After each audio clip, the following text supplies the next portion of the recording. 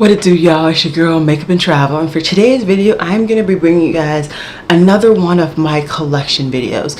So I have been cutting up my eyeshadow palettes in small collection videos just so it's a little bit more palatable, if you will, and especially for those who really just don't like the really long collection videos. I'm doing these small ones, and then at the very end when I finish all of my eyeshadow palettes, because that is the biggest collection I have, I believe, I will be doing a full collection video just showing you guys everything over surfacely. So that was a lot. I'm a little bit twisted. I just chugged a Not Your Father's root beer and so let's just get into this.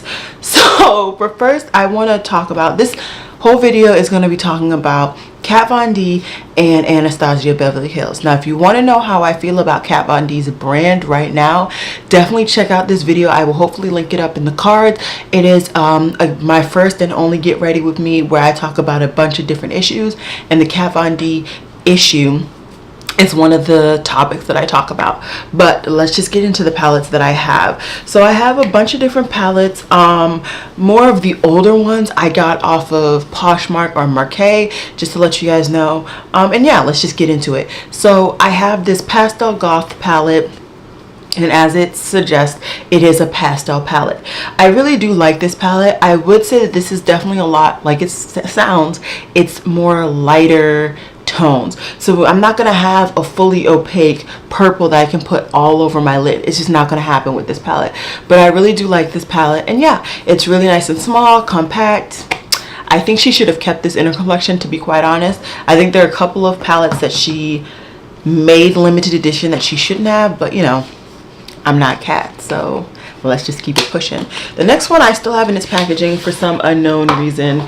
Some palettes I keep in packaging, some I don't, but we're gonna get rid of that one. And it is the Kat Von D Divine palette. Now, to be quite honest, the only reason I got this palette is because of the blues and that green. That's the only reason. I'm not gonna lie, but I really do like this palette. I have used it a good amount of times. I should go ahead and reach for this palette again, and maybe I'll do a tutorial with like these two palettes. That would be very interesting. But yeah, I really do like this palette, and it's not leaving my collection. No Kat Von D palettes leave my collection, just FYI. Okay, next I have three of her little mini ones that she discontinued. The first one is Plum. And as you can see, I don't even think I've actually touched this one. I got these purely for traveling purposes, and since I have not traveled since I've gotten them, I have not used them. This one is Rust, and this one is Smoke. Now, I did get all of these on discount at TJ Maxx, so I don't feel bad about the fact that I have not used them. But I have some traveling coming up. I will be going to Charleston in a little bit, and then I'll also be going back to Michigan in a little while, so I will be most likely grabbing those and a couple other palettes to use on those trips. Next, I have a palette that I will never get rid of the packaging. This one is just one of those, I did get it for collector's purposes, but I really do like the palette. It is the Metal Matte palette. So, oh, can you guys see my bowl of grits? That's awkward. We're just gonna, I just made it and it needs to cool down, so you're just gonna we're gonna put it over there. Anyways, this is the Metal Matte palette from Kat Von D, and this is the shadows. I did originally get the dupe version of this. I did not like it, to be quite honest. In my opinion, on the dupe, Tinsel was the best shadow, and once again, I really do prefer Tinsel in this, but all of her metal mattes are a lot better. Metal mattes?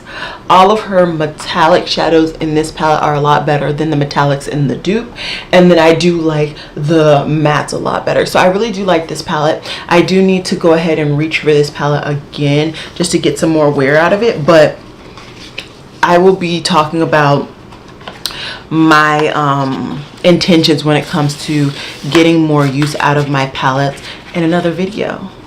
But just a preview, I am going to be, after this no buy situation ends, which God, I cannot wait till it ends, but once it ends, I will be being very selective in when I purchase, but I will get more into it probably in another video. I don't know, another video. Next, I have the Kat Von D 10th anniversary palette, which I have not reviewed on my channel, and it is still new and it's still out. So if you guys want me to review it, just let me know. But just to kind of give you guys the headlines, it's a beautiful palette. It's definitely a lot of warm neutrals and then the pop of blue green. Do you need this in your collection? No. Do I like that I have in collection? Yes. So this is more of another collector's edition palette that I bought for Kat Von D. And then my last Kat Von D palette that I have is her Saints and Sinners palette.